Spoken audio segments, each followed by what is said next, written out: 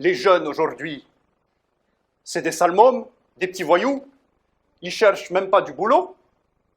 Et les traditions, le mariage, l'accent rural, ils en ont plus rien à foutre. On était quand même mieux avant, à l'époque du général.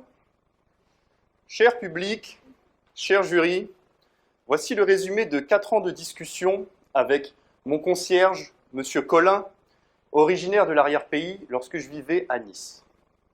Dans cette ville pourtant ensoleillée, quartier populaire de Saint-Roch, où l'on communique avec ses voisins, où l'on dit bonjour quand on entre dans les magasins, il y avait un grincheux bougon, et il avait pris l'habitude d'engager ses conversations négatives avec moi, en m'alpaguant dans le hall de l'immeuble. Il ruminait, pestait contre la technologie, pestait contre notre époque, pestait contre les jeunes, qui, c'est vrai pour certains, avaient pris l'habitude de venir écouter les morceaux Wesh alors ou Sapé comme jamais devant notre résidence, ce qui était assez désagréable. Toujours est-il que j'ai passé 4 ans comme ça. 4 ans à écouter ce monsieur qui voulait que les choses changent, mais qui ne faisait que ressasser. La vie dans notre société, visiblement, lui pesait, mais il n'avait aucune idée, aucun projet personnel, aucune ambition, pas même un projet de vie qui aurait pu l'aider à s'apaiser. Lorsque l'on veut tendre à une vie plus riche, plus passionnante, il faut d'abord commencer par faire un travail sur soi-même. Chaque jour, prendre quelques instants, et pendant ces instants où l'on sort la tête de l'eau et du marasme ambiant, on visualise une situation dans laquelle nous serions plus exaltés, on se projette. Ici, dans cette salle, je suis sûr que nous faisons tous ça, et que nous rêvons tous de cela, d'une vie plus riche, plus passionnante. Certains prétentieux nous diront qu'ils l'ont déjà atteinte, peut-être. Je vois quelques visages poupins dans l'assemblée, brillants de santé, quelques faciès joviaux. Mais pour nous les gens normaux, nous les petites gens, nous les gueux, nous voulons changer, nous rêvons de changer. Nous avons déjà essayé de changer pour atteindre une vie plus prometteuse. On donne tout, on fait le maximum. Et pourquoi? Parce que l'on rêve d'un avenir meilleur.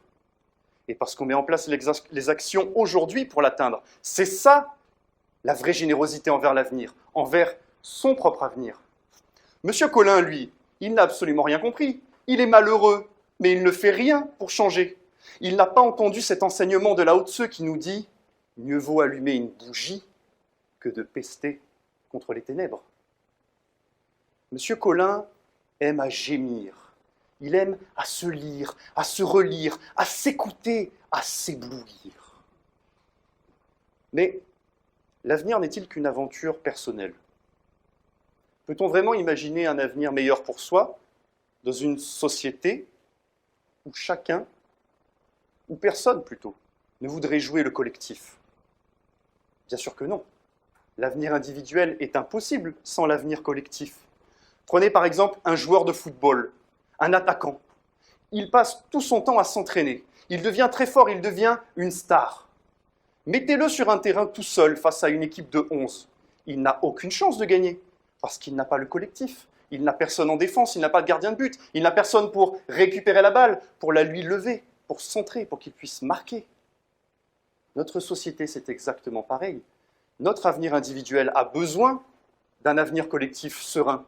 Sinon, on n'arrive à rien.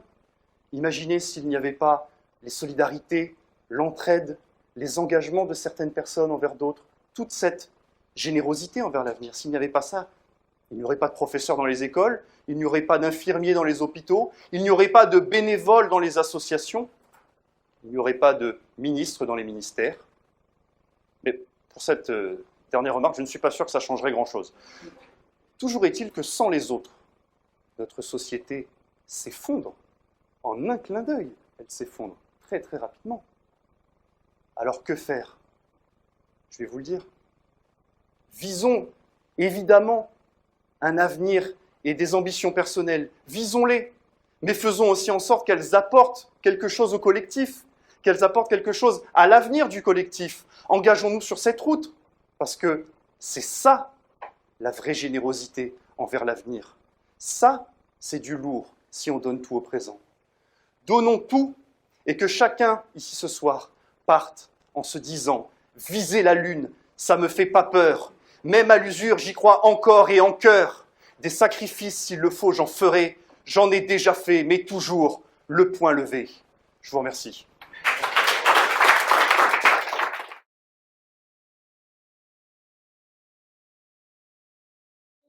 Rémi, il est où Rémi? Que je le vois. Oui, non. Rémi, Monsieur Collin. Monsieur Collin.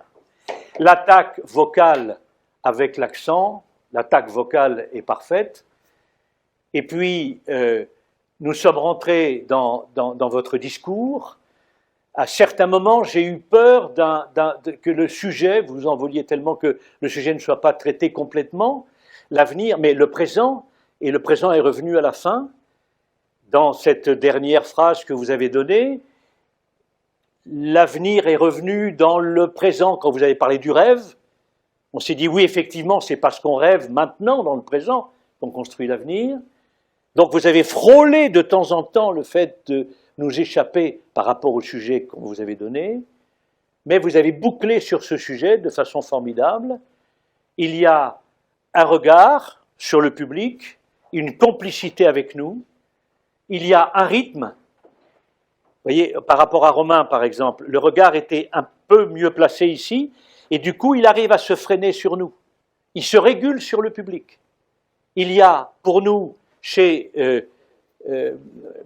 Rémi, trois critères qui sont importants chez l'orateur, critères qui l'ont remis dans l'axe de son sujet alors qu'il était de temps en temps en phase d'y échapper. Il a un regard sur le public, il a une stature en place et il a un son, véritablement. Les finales étaient tenues, les attaques étaient tenues. L'ensemble de la phrase était rythmé sur nous. Le regard, le dos, la voix. Nous avons eu un orateur et c'est à Rémi que nous avons décidé de décerner le prix de ce concours. Bravo.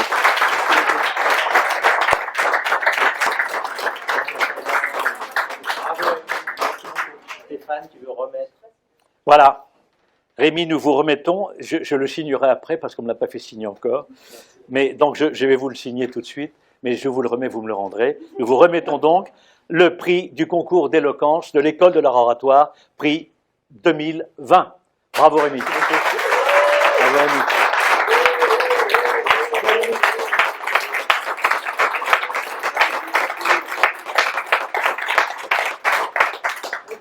Est-ce que vous voulez nous dire un mot? Non, vraiment, merci beaucoup. D'habitude, j'ai l'habitude d'en faire un peu trop. Et d'être venu aux sélections m'a aidé à justement recaser, parce que vous m'aviez bien remis à ma place à ce moment-là. J'avais un petit peu fait le malin. Et je voulais vous remercier pour ça, parce que du coup, j'ai travaillé beaucoup plus le fond. Et je pense avoir livré quelque chose de plus intéressant, peut-être de moins rigolo, on s'esclave moins, mais au moins on est intéressé. Et je pense que, comme vous le dites souvent, dans l'art oratoire, c'est ça qui compte. Donc voilà, merci beaucoup de m'avoir fait ça et merci beaucoup pour ce prix qui me touche beaucoup. Merci beaucoup.